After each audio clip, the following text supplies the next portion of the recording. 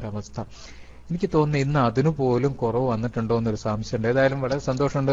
Doctor Rahman Sahib അദ്ദേഹം തന്റെ സാധ്യമായ എല്ലാ വഴികളിലും വളരെ വളരെ കൃത്യമായ പഠനങ്ങളും കൃത്യമായ അന്വേഷണങ്ങളും അദ്ദേഹത്തിന്റെ സൈറ്റിലാണെങ്കിലും അദ്ദേഹത്തിന്റെ ഏത് പരിപാടികളിലാണെങ്കിലും അദ്ദേഹം പുറത്തു കൊണ്ടുവന്നിട്ടുള്ള ഏതേത് മറുപടികളാവട്ടെ, പുതിയ പുതിയ വെളിപ്പെടുത്തലുകളാവട്ടെ, കേട്ടുകേൾവിയുടെ അടിസ്ഥാനത്തിൽ ഒന്നും ചെയ്തിട്ടില്ല. കൃത്യമായി എന്ന് പറഞ്ഞാൽ വളരെ കൃത്യമായി അദ്ദേഹം കിട്ടാവുന്ന എല്ലാ സോഴ്സിൽ നിന്നും അതിന്റെ നിജസ്ഥിതി, അതിന്റെ സത്യാവസ്ഥ ബോധ്യപ്പെടുകയും അതുപോലെ തുടക്കം മുതൽ ഇന്ന് വരെ ഓരോ ദിവസവും നടന്നിട്ടുള്ള ഇതിന്റെ ഉപശാലകളിൽ നടക്കുന്ന, അങ്ങനെ തന്നെ പറയാം, ഉപശാലകളിൽ നടക്കുന്ന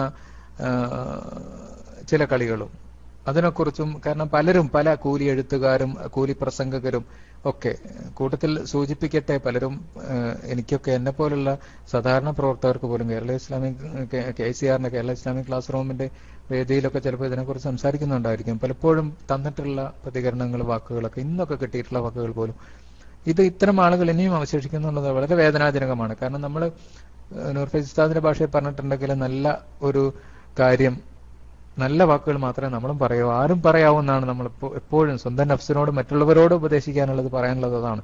കാരണം തെറി പറയുക, ചീത്ത പറയുക, ആ ഒരു രീതിയിലുള്ള.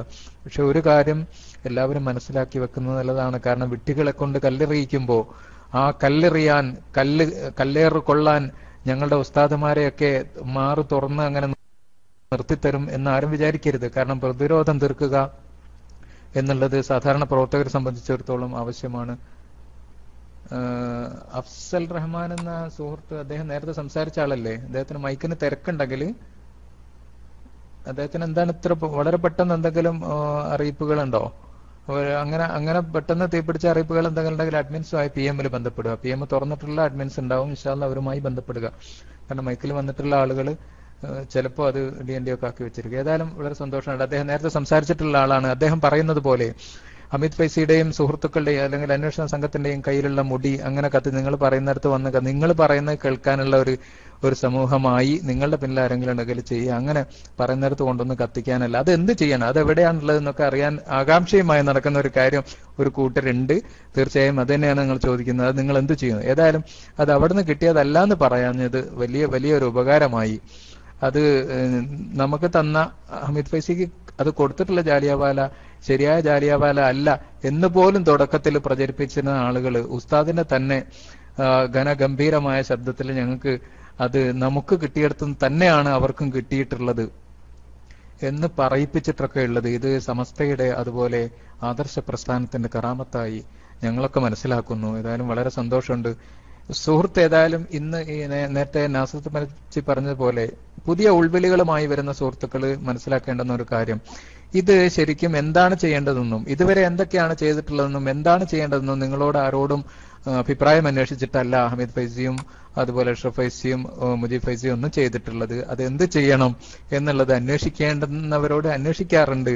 അവർ അതിന് മാർഗനിർദ്ദേശങ്ങൾ കൊടുക്കാറുമുണ്ട്. വളരെ സന്തോഷമുണ്ട്. ഏതായാലും റഹ്മാൻ സാഹിബിന്റെ പ്രോഗ്രാം ഇത് ഞാൻ ഒന്നുകൂടി സൂചിപ്പിക്കട്ടെ, ക്ലാസ് റൂമിന്റെ പ്രവർത്തകൻ നിലക്ക് സൂചിപ്പിക്കട്ടെ, ഒരു തർക്ക വിതർക്കം ഇങ്ങനെ മുന്നോട്ട് കൊണ്ടുപോകരുതെന്ന് പലപ്പോഴും പറയാറുണ്ട്.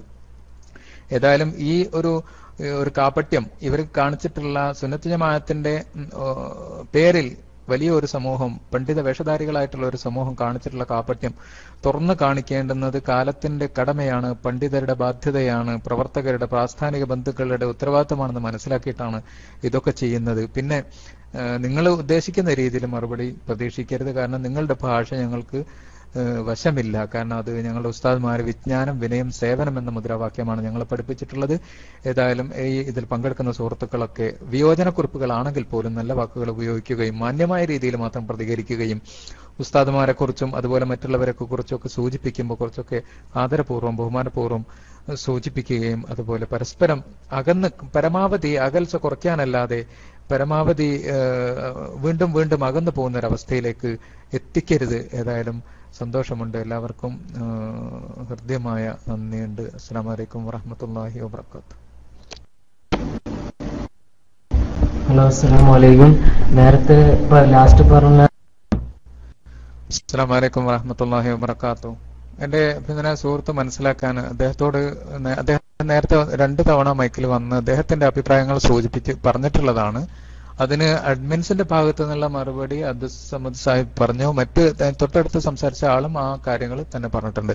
വ്യത്യസ്തമായ അങ്ങനെ കൂടുതൽ എന്തെങ്കിലും പറയാനുണ്ടെങ്കിൽ നൂർ ഫൈസ് ഉസ്താദിനെ പോലെയുള്ള ആളുകൾ, അല്ലെങ്കിൽ ഈ പ്രോഗ്രാം ഇപ്പോൾ ഇത് നിയന്ത്രിച്ചുകൊണ്ടിരിക്കുന്നത് ഡോക്ടർ റഹ്മാൻ സാഹിബാണ്. അദ്ദേഹത്തിന്റെ നെറ്റിൽ ചെറിയ പ്രശ്നങ്ങളുള്ളതുകൊണ്ട് മാത്രമാണ് ഞങ്ങൾ മുന്നോട്ട് വന്ന് സംസാരിക്കുന്നത്. ഏതായാലും താങ്കൾക്കിനി ഈ പരിപാടിയുടെ അവസാനം അങ്ങനെ ഒരു ചർച്ച ഉണ്ടെങ്കിൽ ഇത് വലിയ ഒരു സംവാദം, ഒരു മുഖാമുഖം പോലെയുള്ള സംവാദം ആ ഒരു രീതിയിൽ തുറന്നു കൊണ്ടുപോകാൻ ആഗ്രഹിക്കുന്നില്ല. കാരണം ആളുകൾക്ക് അതിൽ പ്രത്യേകിച്ച് താല്പര്യമില്ല. കാരണം ഇവിടെ മനസ്സിലാകാത്തത് എനിക്ക് തോന്നുന്നു എന്റെ സുഹൃത്ത് വളരെ കുറഞ്ഞ ദിവസങ്ങളായിട്ടുള്ള ഈ കാര്യങ്ങളെക്കുറിച്ച് മനസ്സിലായി.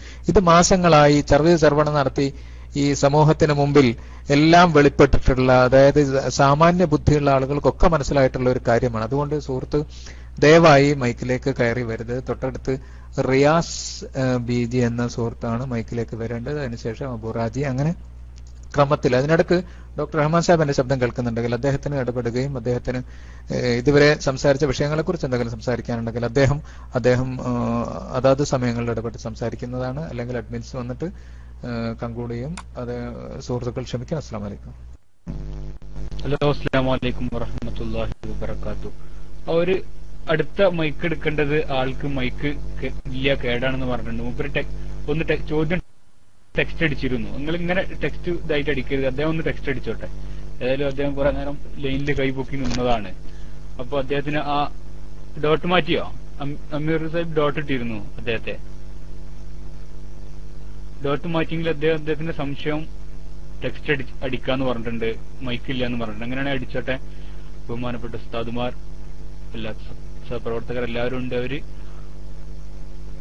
അതെ അതെ അതെ അതെ മൈക്ക് ആരും എടുക്കരുത്. അദ്ദേഹം ഒന്ന് ടെക്സ്റ്റ് അടിച്ചോട്ടെ. ഇൻഷാ അല്ലാഹ് അദ്ദേഹം കൊടുക്കുക. അല്ലെങ്കിൽ അടുത്ത അബുറാജി, അതിനുശേഷമുള്ള ID അങ്ങനെ വൈക്ക് പോരാം. ടെക്സ്റ്റ് ജാലിയവാല ആര് അദ്ദേഹത്തിന്റെ അടുത്ത് സനദുണ്ടോ എന്ന് വ്യക്തമാക്കുക. ഉസ്താദ് മൈക്കിലേക്ക് വരുമോ ഇന്ന്?